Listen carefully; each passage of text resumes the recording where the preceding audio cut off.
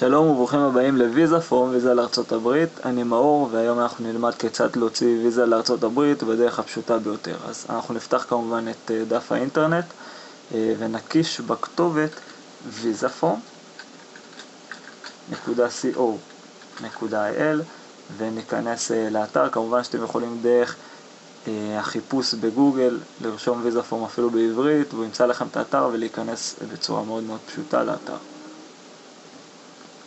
אז כפי שאתם רואים, הגענו לעמוד הראשי של ויזה פורם.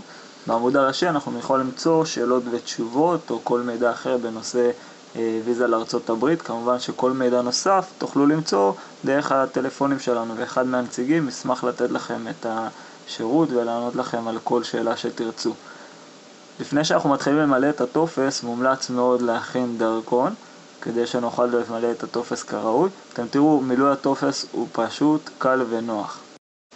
אז הדרכון פתוח לידינו ואנחנו יכולים להתחיל בתהליך מילוי הטופס. כמו שאתם רואים, הטופס הוא מאוד מאוד פשוט, אין יותר מדי פרטים שהם לא מובנים. אני אתן דגש על הפרטים שכן חשובים וכן צריך קצת להבין מה עומד מאחוריהם. שם משפחה באנגלית כפי שמופיע בדרכון, חשוב רק לדייק שזה יהיה בדיוק כמו שמופיע בדרכון ולא איך שאנחנו רגילים לרשום, כיוון שאנחנו לא רוצים שיהיה לנו פער בין מה שרשום לוויזה למה שרשום באמת בדרכון, זה יכול להוות בעיה. שם נעורים לנשואה מתייחס כמובן לנשים שהתחתנו ושם המשפחה שלהם השתנה עקב החתונה. חשוב לרשום גם את השם משפחה לפני החתונה. שאר הפרטים הם פרטים מאוד שגרתיים. אני רוצה שתשימו לב למספר ביטוח לאומי בארצות הברית, מספר משלם מס בערב. זה פרט שאין צורך להשתמש בו, כיוון שזה לא מתייחס לאנשים שגרים בישראל. את שאר הפרטים כמובן למלא. חשוב מאוד לשים לב לדואר אלקטרוני ולמלא אותו כמו שצריך, כי זה אחד מפרטי ההתקשרות שאנחנו נשתמש בהם בהמשך לשם העברת הטפסים. הטלפון חשוב שהוא יהיה מדויק וטלפון שאתם זמינים בו, כיוון שנצטרך להתקשר אליכם ולוודא איתכם פרטים נוספים.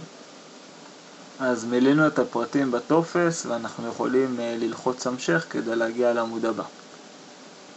אחרי שסיימנו למלא את השלב הראשון, נעבור לשלב השני, שזה השלב שבו אנחנו נצטרך למלא את פרטי הדרכון, כמו מספר הדרכון, תאריך ההנפקה, תאריך ההוצאה. אלה הם פרטים שוב פעם פשוטים, למלא אותם ואז נעבור לשלב השלישי. אחרי שסיימנו למלא את פרטי הדרכון, אנחנו נמשיך לשלבים הבאים ונמלא את שאר השלבים. אז הגענו לשלב האחרון במילוי הטופס, זה שלב השאלות הכלליות. חשוב להסתכל על השאלות בעיון ולענות עליהן. אם יש לנו שאלה אחת שהיא כן, אז אנחנו נסמן ונמלא במשבצת את הפרטים המדויקים לגבי אותה שאלה.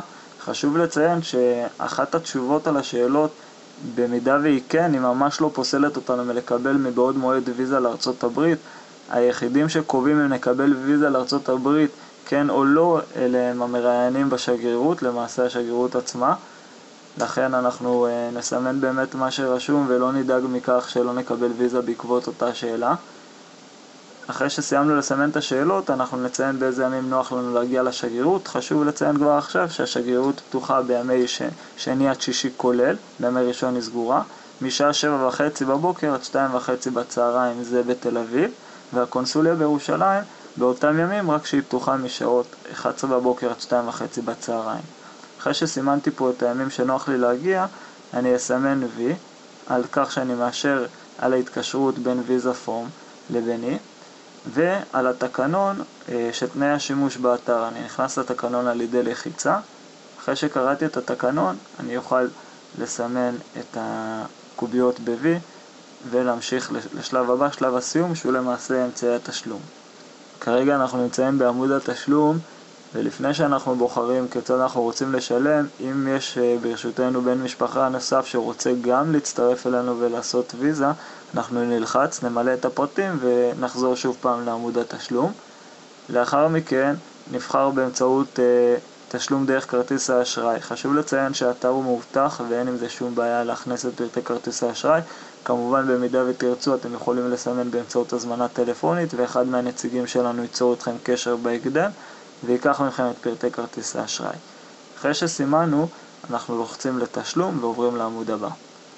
כל מה שעליי לעשות כרגע הוא למלא את פרטי כרטיס האשראי. אני אוודא ואראה שסכום התשלום הוא באמת תואם להזמנה שביצעתי. אמלא את כל הפרטים, וב-CVV אני אמלא את 3 הספרות שמתחת לחתימה בגב הכרטיס. לאחר מכן אני אלחץ על אישור, ומיד יגיע לה אישור תשלום למייל שציינתי. כבר באותו יום בשעות הפעילות ייצור עמכם קשר נציג שירות של ויזאפון, ויוודא שכל הפרטים שציינתם אכן נכונים. זהו, כאן למעשה נגמר התהליך. נכון, זה פשוט, זה קל ומהיר. צוות ויזאפון מאחל לכם בהצלחה בהמשך הדרך וטיסה נעימה.